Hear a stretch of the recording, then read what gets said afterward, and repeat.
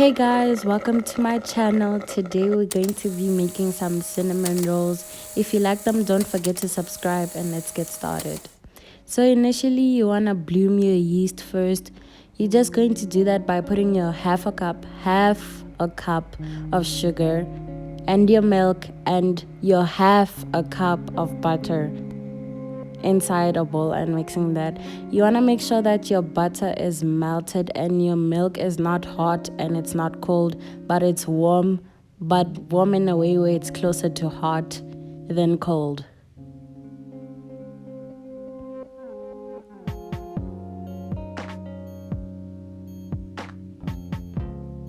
So after you do that, you're just going to put your packet of yeast inside of your bowl and mix it along with your other ingredients. You're gonna want to use a full packet of yeast. The measurements are down below in case you use grams or teaspoons or whatever. And you're just going to mix that thoroughly to hydrate as much as the yeast as possible. When you let it rest and you see that after some time it's not growing, then you're gonna want to throw that out and start again with some new yeast because it might be old or dead. So now we're gonna wait for 10 minutes, and while we wait for 10 minutes we're going to separate our amounts of flour, because initially we're going to use 5 cups of flour, but we're not gonna use them at the same time. You wanna separate it into 4 cups of flour and also 1 cup of flour, because we're going to use them in different times.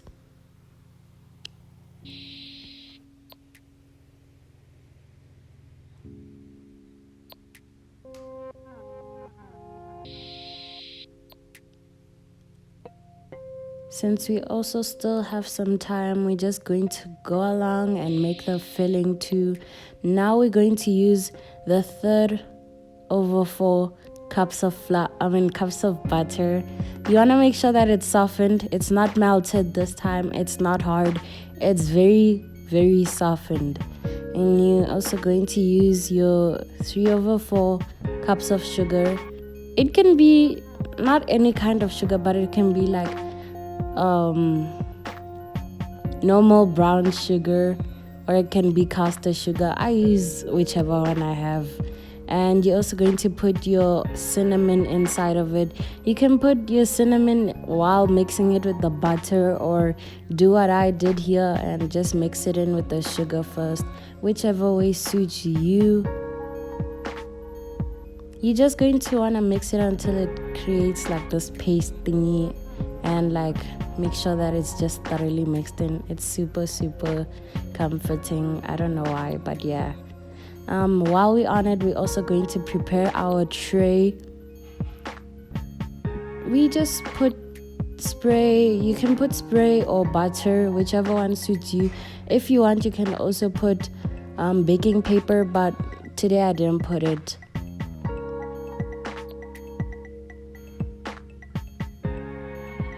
So after 10 minutes of waiting, this is what you want your mixture to look like.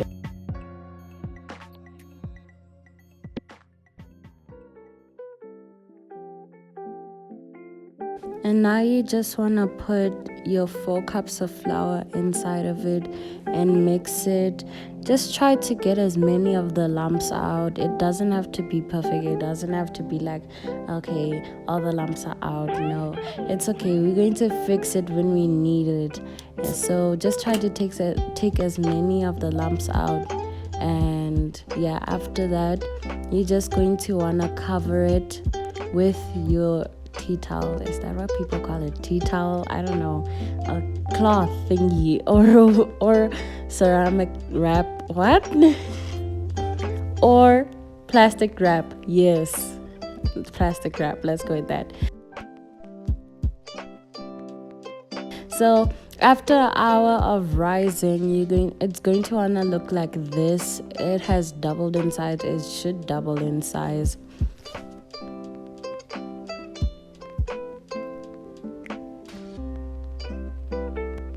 So now we're just going to put our other cup of flour, our salt, and our baking powder inside the resin dough, and you can either choose to put your flour when it's inside the bowl or outside the bowl, whichever one rolls your boat. I initially put it when it's inside the bowl, but I don't mix it fully because I still use the excess flour when I knead my dough.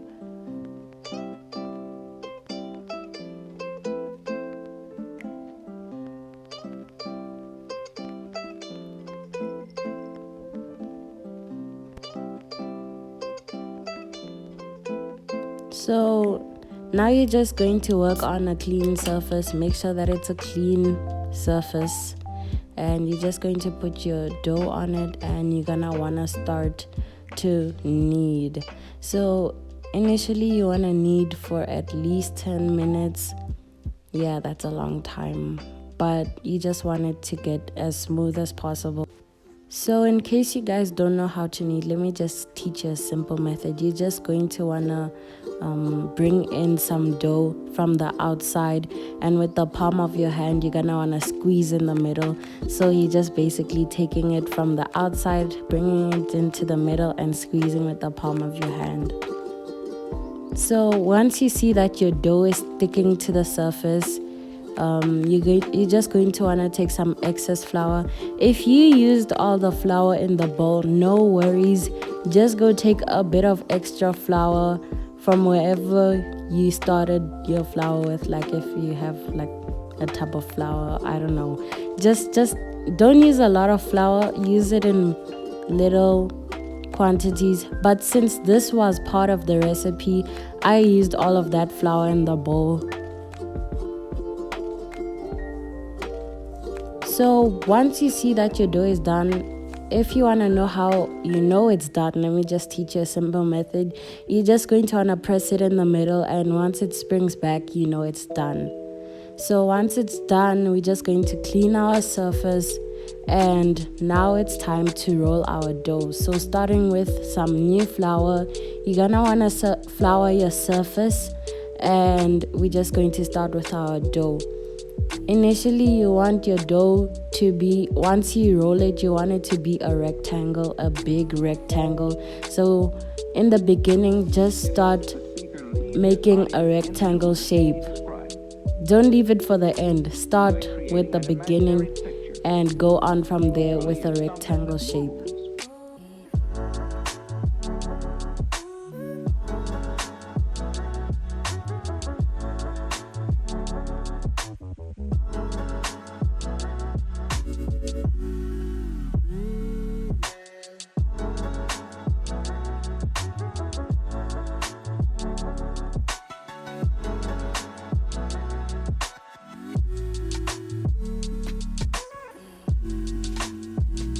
So after you have your rectangle, it doesn't have to be perfect, just look like a rectangle.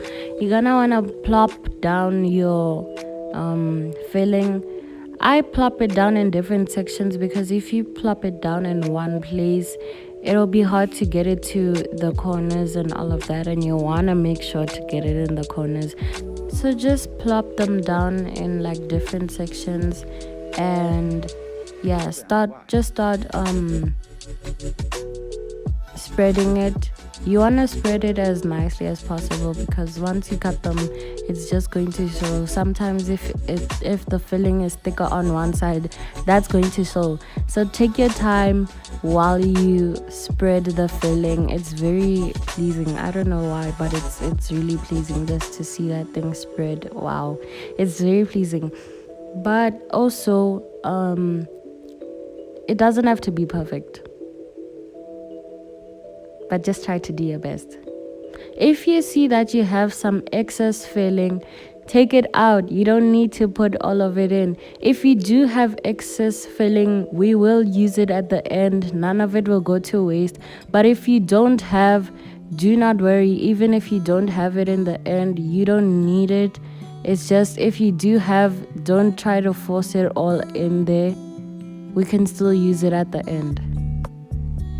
So after you do that, you're just going to want to start from whichever corner you want. Rectangles are like shorter on two sides than they are. You can start on the shorter side and make them bigger, or you can start on the longer side and have more rolls, whichever one rolls your boat. I usually choose to have more rolls than bigger ones because my family likes cinnamon rolls, so I try to make as much as possible. Yeah. So after you do that, you're just going to want to cut them depending on you and whatever thickness you want to have them at. Just remember that they will rise. They won't just be baked in that shape, they will rise. So keep that in mind when cutting them.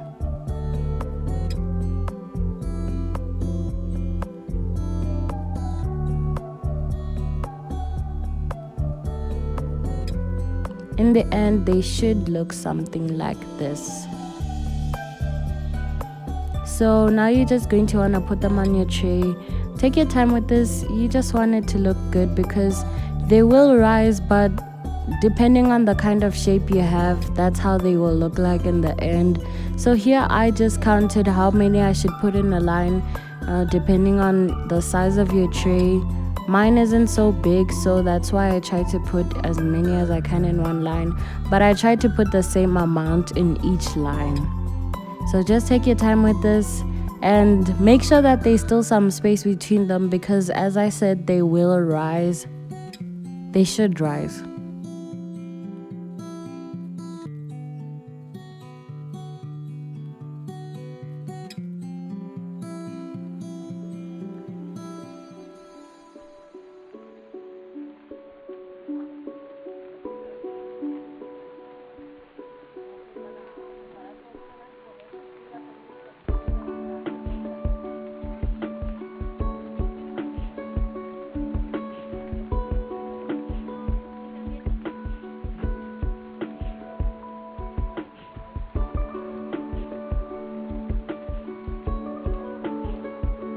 So before you bake them,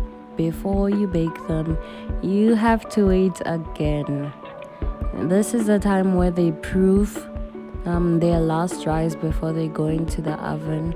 I covered mine with some paper towels first because I don't want it to smudge on my cloth, my kitchen cloth. So yes, you can cover them with plastic wrap too, but this time I just covered them with a tea towel.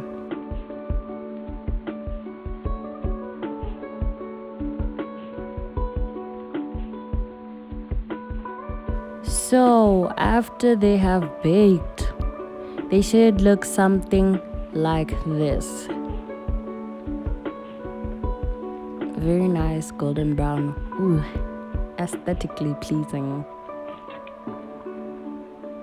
And now if you do have some of that filling left behind, this is where we put it to good use. You don't need it. If you did use all of it, that is okay. It's enough. You don't have to go and make another batch now. It's enough. But if you do still have it with you, if it was too much for you to fill it in, then this is the time when you just put it on the top. When you put it on the top, don't wait for the rolls to melt yet. I mean, not to melt, to get cold. Put it in once they get out of the oven so that that filling can also melt.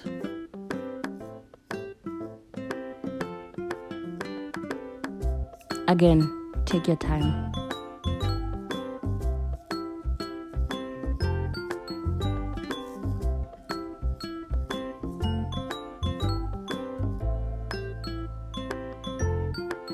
And now, once you're done, you can plate it in any kind of plate you want. Make it look pretty, make it look like, I don't know, like you made it.